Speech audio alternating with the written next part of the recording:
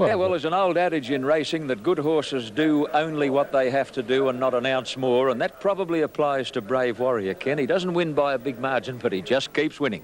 He's all right, John, and I like the jockey Chris Muntz. Shane Dye tried to outfox him a lot.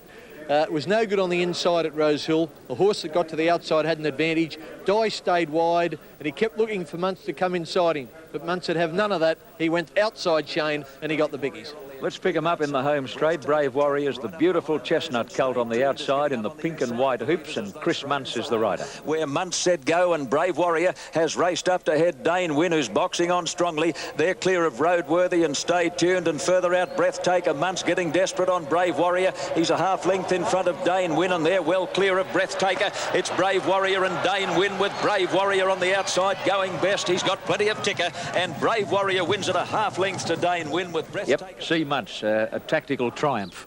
10 out of 10.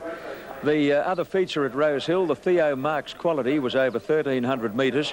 Ruslan, carrying new colours, all yellow with a black cap, raced away to win as he liked. We'll take a look at the action, then we'll talk to Ken. Ruslan has raced up to hit the lead from Dancing Dynamite. Ramouche is running on, followed by Just Awesome and Committal, but it's all Ruslan in the new colours today, the gold with the black cap, and Ruslan races away to win easily. Committal got second, Dancing Dynamite third.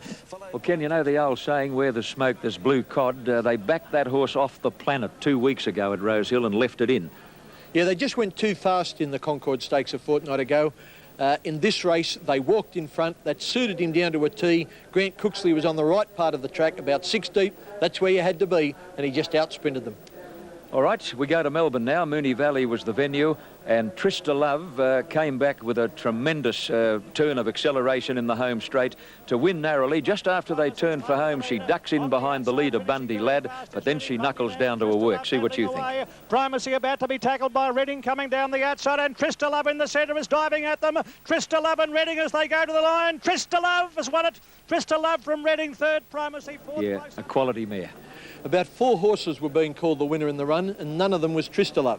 But as John just said, she found the line when she had to, and I reckon Bart's going to have plenty of fun with her from now on. An interesting 3-year-old race at Moonee Valley, the Colin Hayes Stakes of 1,200 metres. The horse to watch is the third place getter, Dan Zero, winner of this year's Golden Slipper. He found it just a little too short yesterday, and Cannibal King hangs on to win by a breath over a maiden. In fact, having his first start, a horse called Hunza Court. Terrific first up run.